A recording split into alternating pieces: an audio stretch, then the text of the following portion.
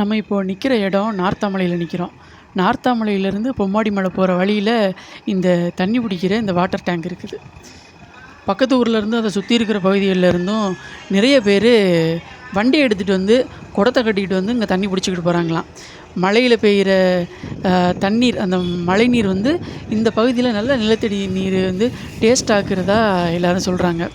என்னதான் நம்ம கிரவுண்ட் வாட்டரை போர் போட்டு எடுத்தாலும் கூட இந்த மழை நீர் வந்து சேர்ந்து இருக்கிற அந்த டேஸ்ட் மற்றதில் வராது.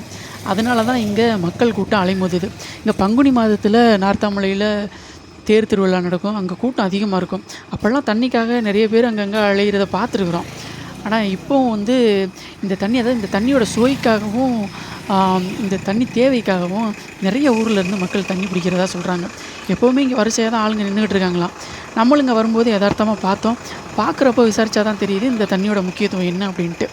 சமைச்சாலும் நல்லா இருக்கான், குடித்தாலும் நல்லா இருக்கான் அப்படின்னு சொல்கிறாங்க. இங்கே பாருங்களேன், நீங்கள் பார்த்துக்கிட்டு இருக்கீங்க. மோட்ரு எப்போவுமே ஓடிக்கிட்டே இருக்குதுங்க. அதுவும் இந்த காலை நேரத்தில், மாலை நேரத்தில் போனால் அங்கே தண்ணி பிடிக்கிறதுக்கு ரொம்ப நேரம் நீண்ட வரிசையில் நிற்கணும் அப்படின்னு சொல்கிறாங்க. இப்போ பாருங்கள், தண்ணி பிடிச்சி வண்டியிலலாம் கட்டிக்கிட்டு இருக்கிறாங்க.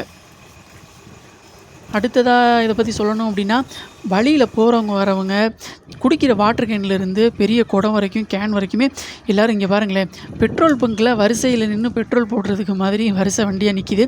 ஆனால் நம்ம வந்த நேரம் வந்து கொஞ்சம் மாலை நேரத்துக்கு முன்னாடியே வந்தாச்சு. அதனால் கொஞ்சம் கூட்டம் கம்மியாக இருக்குதுன்னு சொல்கிறாங்க.